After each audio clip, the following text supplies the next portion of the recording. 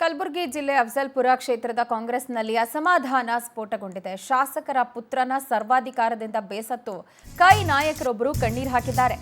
ಅಫಜಲ್ಪುರ ಕ್ಷೇತ್ರದ ಹಾಲಿ ಶಾಸಕರು ಎಂವೈ ಪಾಟೀಲ್ ಅವರ ಎದುರೇ ಕೈ ಮುಖಂಡ ಕಣ್ಣೀರು ಹಾಕಿದ್ದಾರೆ.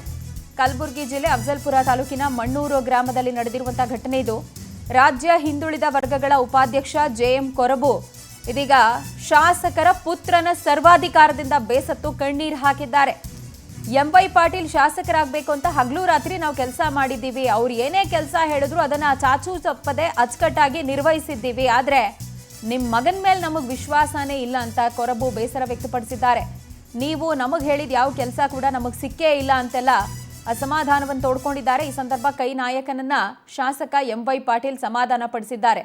ಈ ಹಿಂದೆ ಮಾಜಿ ಶಾಸಕ ರೇವು ನಾಯಕ್ ಬೆಳಮಗಿ ಕೂಡ ಇದೇ ರೀತಿ ಬೇಸರವನ್ನ ಹೊರಹಾಕಿದ್ರು. ಅರುಣ್ ಕುಮಾರ್ ವಿರುದ್ಧ ಮಾಲಿಕಯ್ಯ ಗುತ್ತೇದಾರ್ ಕೂಡ ಬೇಸರ ವ್ಯಕ್ತಪಡಿಸಿದ್ರು. ಶಾಸಕರಿಗೆ ಇವಾಗ ಅವರ ಕಾರ್ಯಕರ್ತರನ್ನ ಮನವೊಲಿಸಬೇಕಾ ಅಥವಾ ಮಗನ್ ಕಟ್ಟ ಹಾಕ್ಬೇಕಾ ಅನ್ನೋದು ಇಕ್ಕಟ್ಟಿನ ಪರಿಸ್ಥಿತಿ.